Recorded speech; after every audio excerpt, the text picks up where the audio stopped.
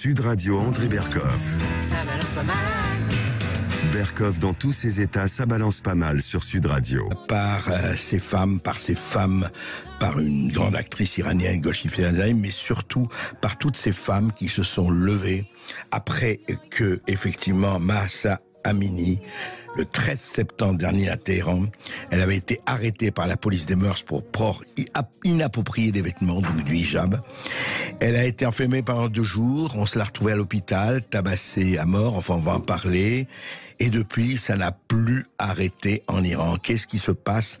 On va en parler avec Fariba Ashroudi, qui est journaliste et écrivaine iranienne. Nous l'avions reçue pour son livre Ali, merveilleux livre, qui est paru, rappelez-moi l'éditeur. Éric Bonnier. Chez Éric Bonnier, voilà. Aussi un livre que je recommande sur le descendement de Mahomet et l'origine du culte chiite. Enfin, c'est un livre passionnant. Alors, d'abord, juste un mot. Évidemment, vous parlez de farsi, c'est votre langue maternelle, Fariba. Qu'est-ce qu'il dit dans le Bella Ciao en farsi?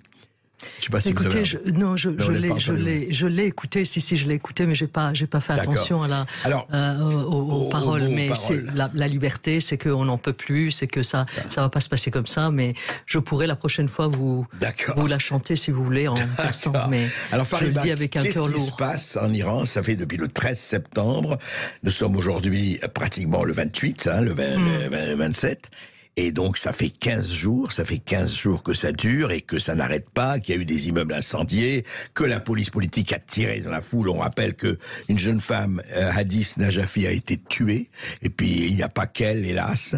Il y a eu des 75 d'après certaines sources, entre 41 et les sources. Les sources officielles iraniennes, 41. Les sources à l'extérieur de l'Iran, Iran Human Rights en Norvège, en Suède, 75.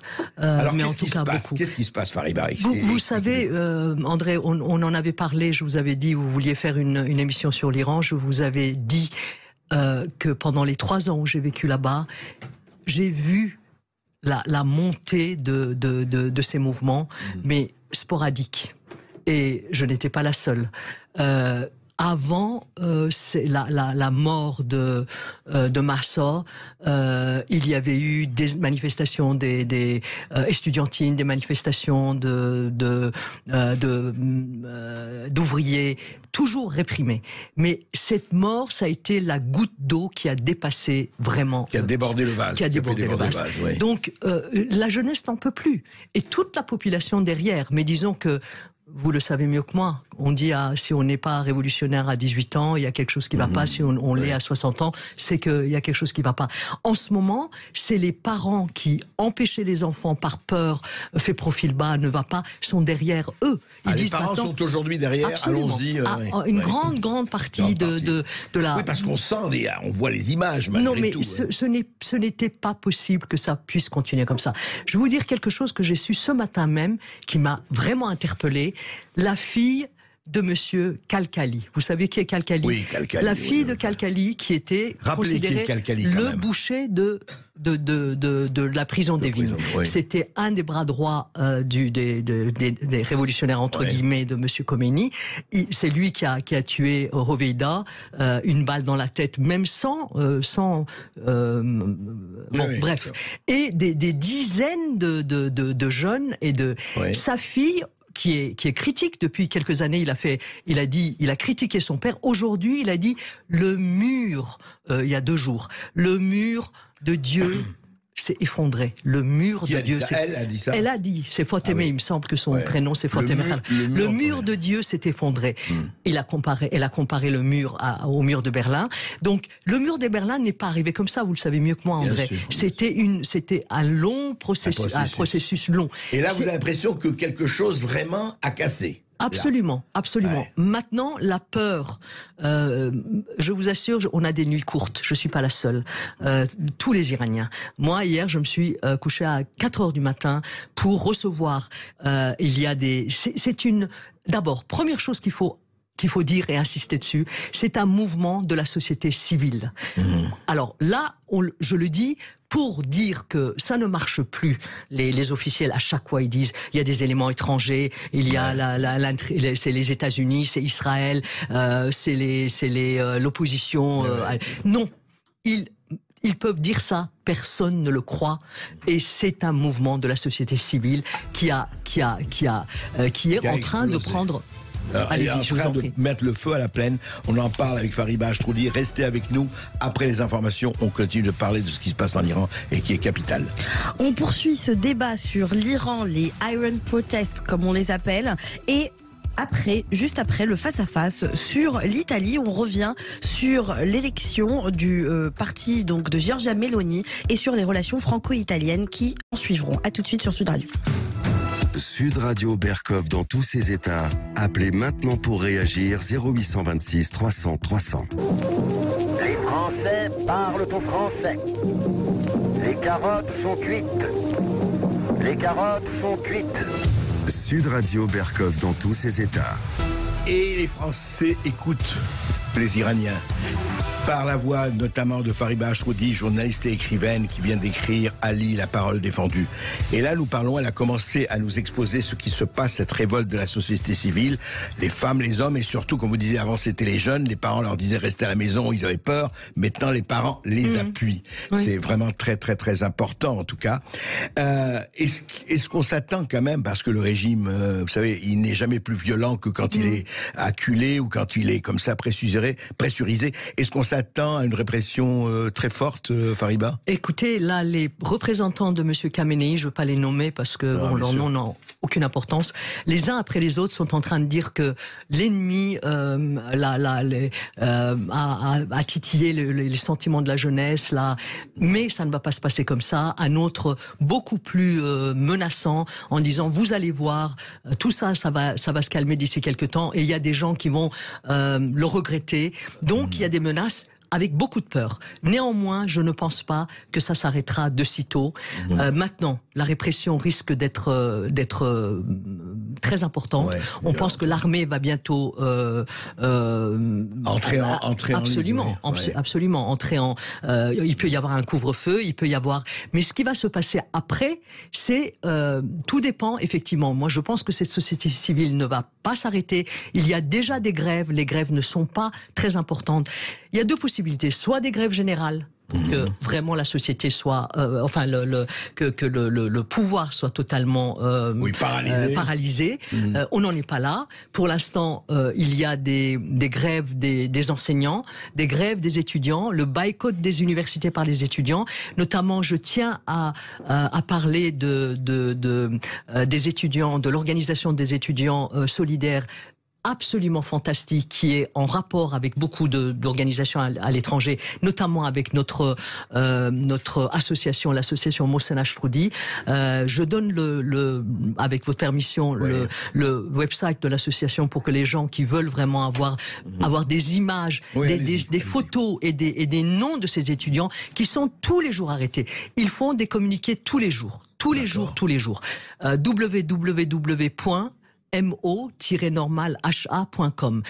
Et eux, ils sont en train de demander, justement, ils élèvent la voix en disant pourquoi les professeurs ne sont pas derrière nous, pourquoi certains des gens qui travaillent à l'université, des enseignants, du personnel, travaillent avec les services secrets. Donc il y a ce que jamais les étudiants n'osaient dire il y a quelques années. Il y a vraiment... la société civile dénonce dans l'ensemble les footballeurs, les cinéastes, les comédiens. Asghar Farhadi a parlé de crimes.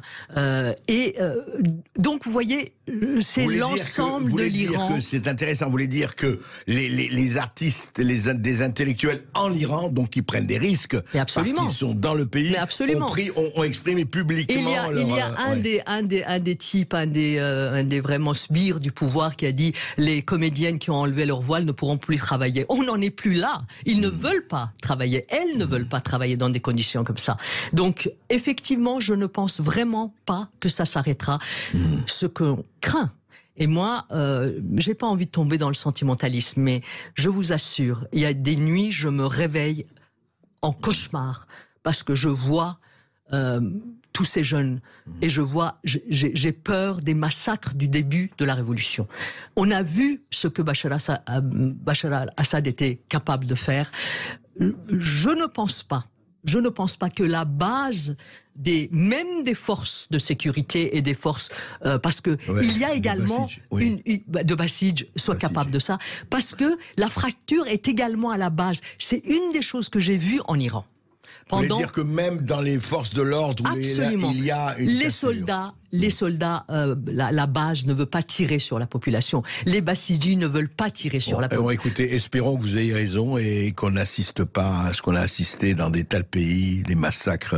Je l'espère. Et ils font peur. Ils ont également mais qui ne marche plus, c'est que le pouvoir n'arrête pas de dire si vous continuez comme ça, l'Iran va être morcelé, parce que vous savez, il y a énormément d'ethnies en Iran, comme ça a commencé par le Kurdistan, la partition de l'Iran. Dernière question. Fariba Astrudi, en tout cas on reviendra avec vous sur cette question et sur ce problème et sur ce drame. Il va s'arrêter là, hélas.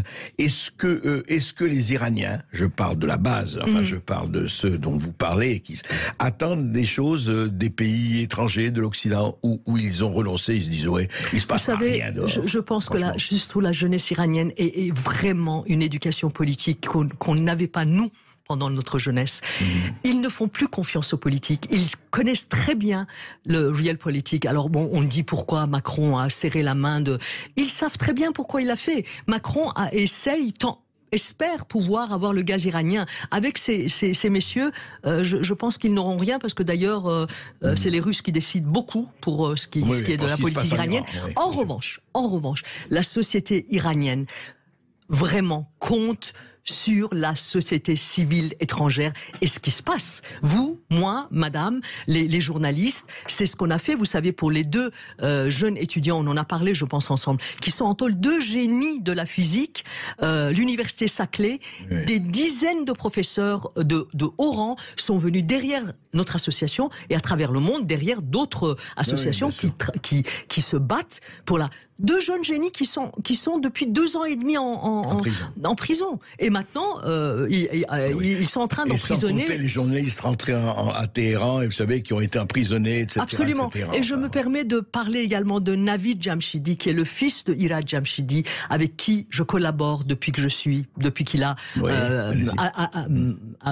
Asian News. Ira Jamshidi, il a été lui-même emprisonné dans les années 2000, à 400 jours, dont 200 de mitard.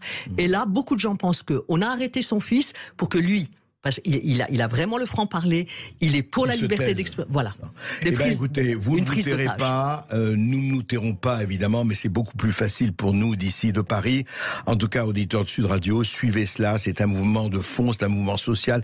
Toutes ces femmes qui veulent se libérer non seulement du voile, mais se libérer de l'oppression et de leur être, c'est très important. Des femmes et des hommes, des jeunes hommes qui sont derrière. Absolument. Qui sont derrière, ce qui n'était pas le cas au début de la Révolution. Merci Fariba Astrudi. Merci.